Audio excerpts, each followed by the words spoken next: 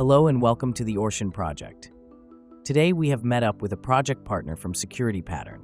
Hi, please give us a short update on the ORSHIN Project. Good morning.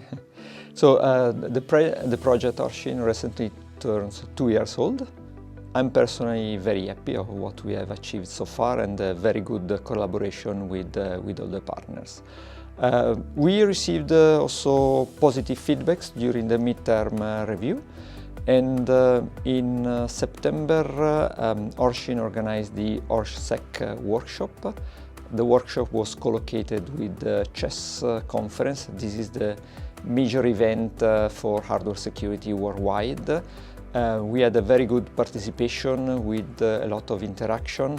The workshop was focused on all the security aspects of open source hardware, so really in line with what we are doing in the ORSHIN. Please tell us a bit more about your participation in the ORSHSEC workshop.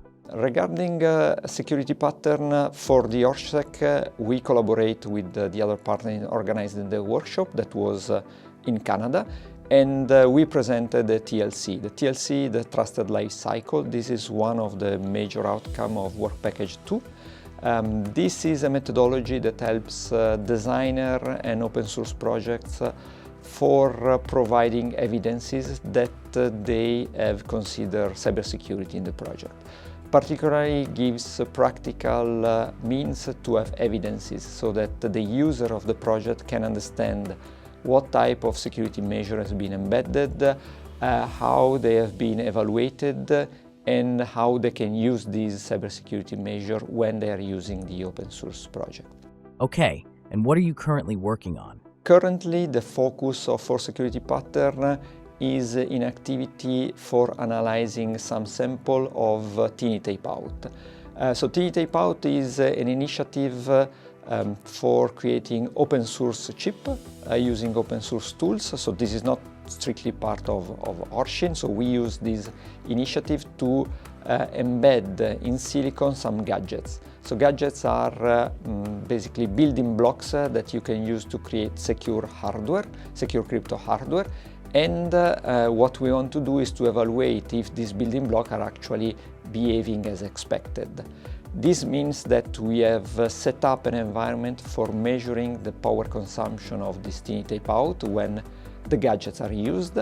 And this is important because in the power consumption of a chip, you may find information that are critical. This is also called side channel attacks. So the gadget that we have put inside should have some protection, and basically we are validating that the gadgets are well implemented in the silicon. The Tiny Tapeout gives the possibility to have this type of chips with a very low cost, so we are talking about a few hundreds of euro. And what are the next steps? We have already some very interesting results. This is the first time, as far as we know, that Tiny Tapeout is analyzed from this point of view. There are also some unexpected behavior that is requiring some further analysis because there are some things that are not easy to explain. Then, let's say, we are starting the last year, so I see that the consortium is really committed to continue the work for achieving the goals that we have set in the objective of the project. Thank you. And for our audience, if you want to know more about this project, head over to orshin.eu.